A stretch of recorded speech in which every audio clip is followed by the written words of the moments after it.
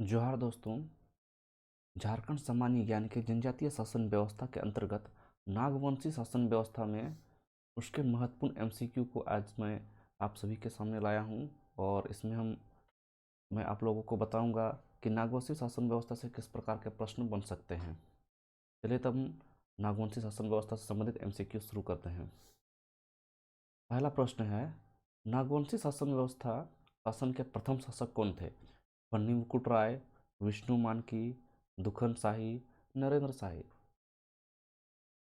इस प्रश्न का जो सही उत्तर होगा, नागवंशी शासन के प्रथम शासक बन्नी मुकुट राय था और 64 ईस्वी यानी कि पहली सदी में नागवंशी वंश की नींव रखी इन्होंने। और बन्नी मुकुट राय जो हैं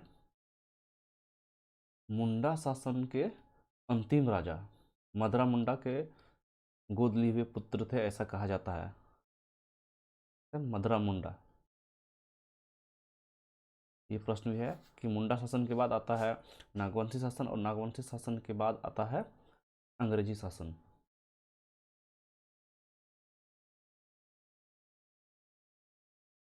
दूसरा प्रश्न, नागवंशी शासन व्यवस्था कब शुरू हुआ?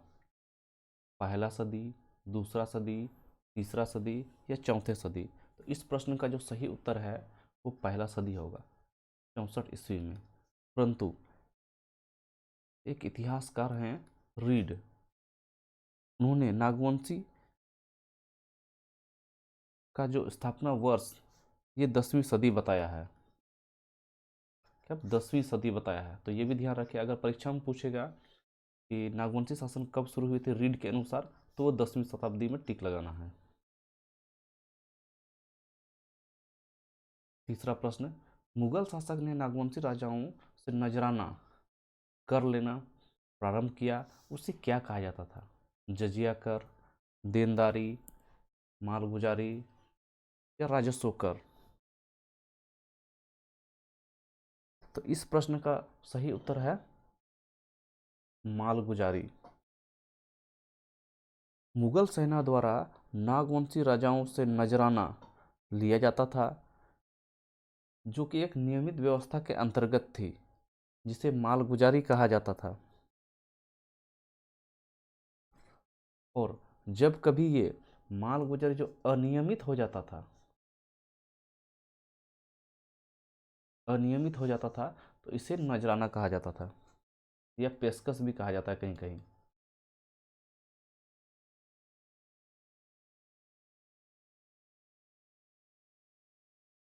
चौथी प्रश्न, नागवंशी शासन में मनकी को क्या कहा जाता था? बंगा, पहनई, भूइहर और बेदा?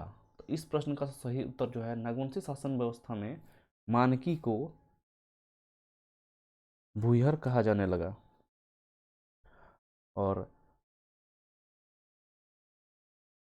जब नागवंशी शासकों के ऊपर कर का भार अधिक बढ़ने लगा तो उन्होंने धीरे धीरे करके जनता से कर वसूलने का काम शुरू किया।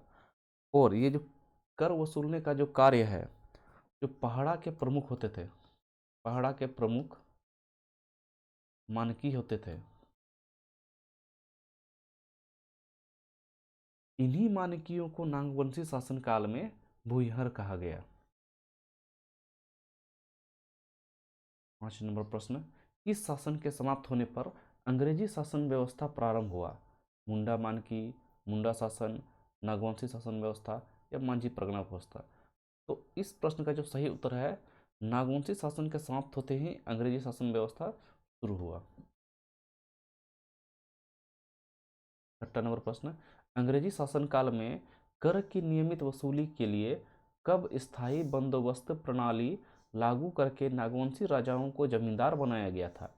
1793 ईस्वी, 1799 ईस्वी, 1764 ईस्वी और 1837 ईस्वी? तो इस प्रश्न का जो सही उत्तर है, 1793 ईस्वी में अंग्रेजी शासन काल में कर की नियमित वसूली के लिए स्थायी बंदोबस्ती प्रणाली लागू की गई और नागवंशी राजाओं को जमींदार बनाया गया।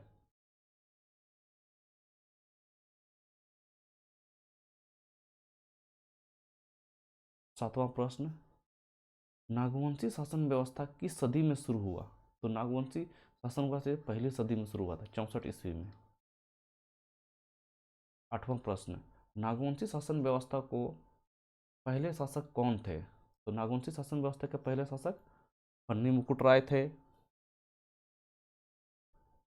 इसके बाद फन्नी मुकुट राय के बाद उसके उत्तराधिकार मुकुट राय बने।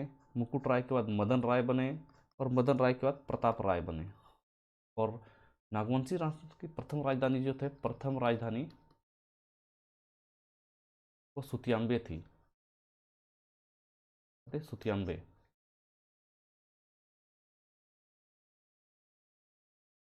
9 नंबर प्रश्न, 1765 ईस्वी में ईस्ट इंडिया कंपनी को बिहार, बंगाल और उड़ीसा की दीवानी मिलने के बाद नागवंशी शासक किसके प्रति उत्तरदायी हो गए थे?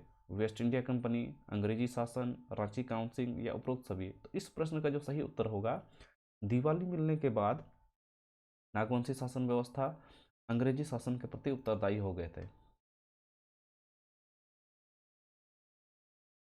नागवंशी शासन व्यवस्था में आम जनता से मालगुजारी वसूलने के लिए तथा विभिन्न प्रकार के न्यायिक राजनीतिक अधिकार इनको प्राप्त था? भूमिहर, महतो, पाहन या दीवान? तो इस प्रश्न का जो सही उत्तर है वो होगा भूमिहर। 11 नंबर प्रश्न, लॉर्ड कॉर्नवालिस के द्वारा कर की नियमित वसूली के लिए किस वर्ष स्थायी बंदोबस्त प्रणाली लागू की गई थी और नागवंशी राजाओं को जमींदार बना दिया गया था? तो इस प्रश्न का जो सही उत्तर होगा 1793 ईस्वी होगा। 12 नंबर प्रश्न, झारखंड के प्राचीन राजवंशों के शासन क्षेत्र के संदर्भ में निम्नलिखित में से कौन सा एक सही नहीं है? छोटा नागपुर के नागवंशी शासक, सही है ये। पलामू के रक्सिल वंश, ये भी सही है। सिंहभूम के चेरो वंश, ये गलत है। चेरो वंश जो है पलामू से संबंधित है और चेरो ने ही रक्सिलों को हराकर अपने चेरो वंश की स्थापना की नींव रखी थी। और ये कुल मिलाकर 12 MCQ हुए हैं और आज का वीडियो यहीं समाप्त किया जाता है। अगर ये वीडियो आप लोगों को पसंद आता है तो आप लोग लाइक कीजिए और शेयर करें, और साथ ही साथ अगर आप हमारे चैनल को पसंद कर रहे हैं तो सब्सक्राइब भी करें।